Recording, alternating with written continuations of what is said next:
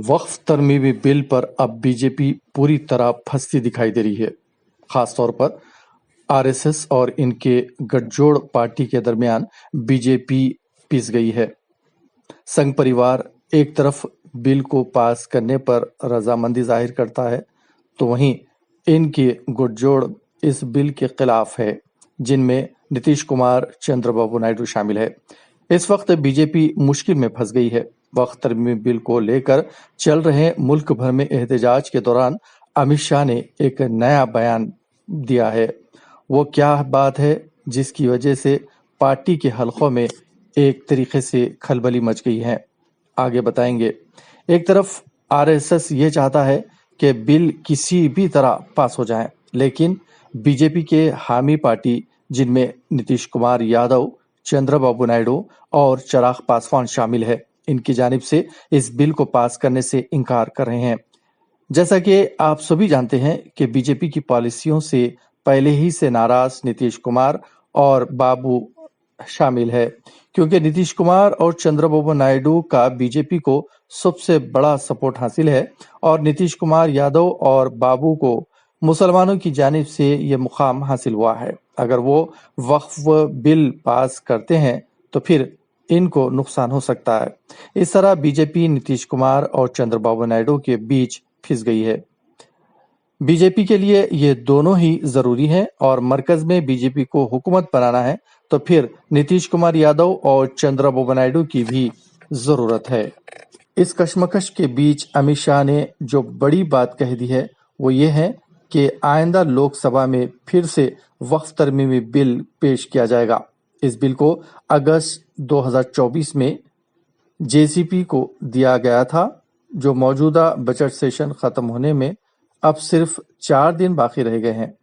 शाह ने कहा है कि बिल को इसी सेशन में पेश किया जाएगा और किसी को डरने की जरूरत नहीं है। शाह ने कहा कि कांग्रेस दौरे हुकूमत में जो वक्फ बिल बनाया गया था, कानून के खिलाफ था। शाह ने कहा कि बिल को पास करने से रोकने में कांग्रेस हुकूमत मुसलमानों को गुमराह कर रही है। जैसा कि आप जानते हैं, वक्फ तरमीमी बिल को लेकर सारे मुल्क में एहतजाज जारी है।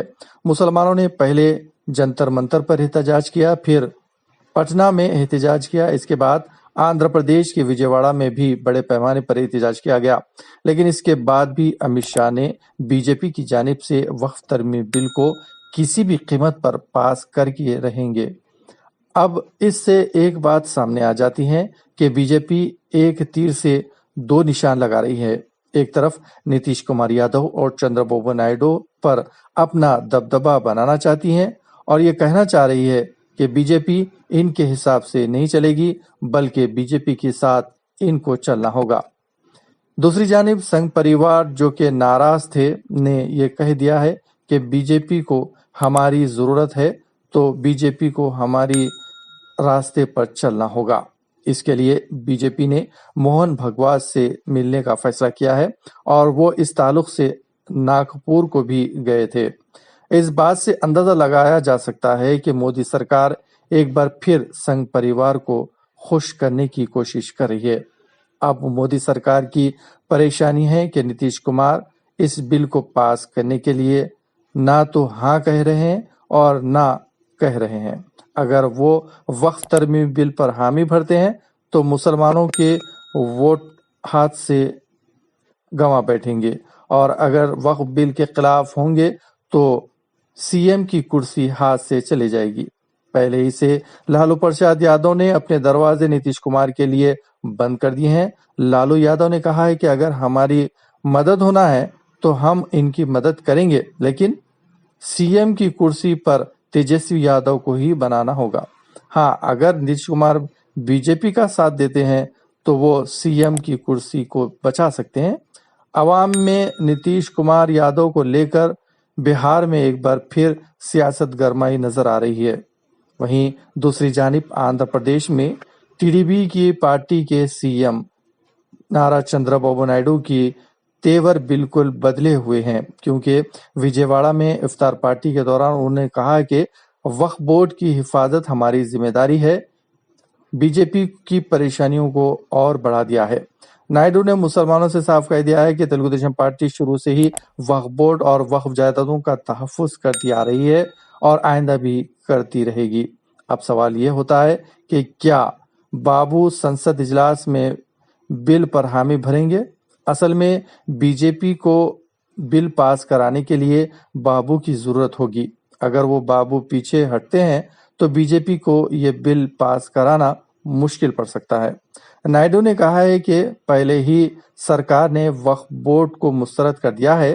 جب جیو 43 پیش کیا گیا تو مسئلہ پیدا ہو گیا تھا اور جب معاملہ عدالتوں میں پہنچا تو وقف بورڈ کے کام کاج میں رکاوٹ آ گئی تھی، لیکن آندھرا پردیش میں جیسے ہی ہماری حکومت بنی ہم نے اس حکم کو مسترد کر دیا اور وقف بورڈ کی پہلی جیسی چل رہی تھی ویسے ہی چلنے پر ہم نے اتفاق کر لیا ہے۔ بابو نے مسلمانوں کی بہتری کے لیے آندھرا پردیش میں کام کرنا شروع کر دیا ہے۔ انہوں نے اعلان کیا تھا کہ اماموں کو اب 10,000 روپے دیے جائیں گے جبکہ مولاناؤں کو 5,000 روپے دیے جا رہے ہیں۔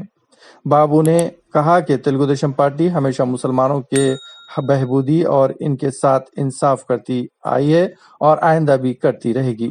بابو کے اس بیان کے بعد بی جے پی کے گوشوں میں بڑھتی ہوئی پریشانی علانیہ نظر آ رہی ہے۔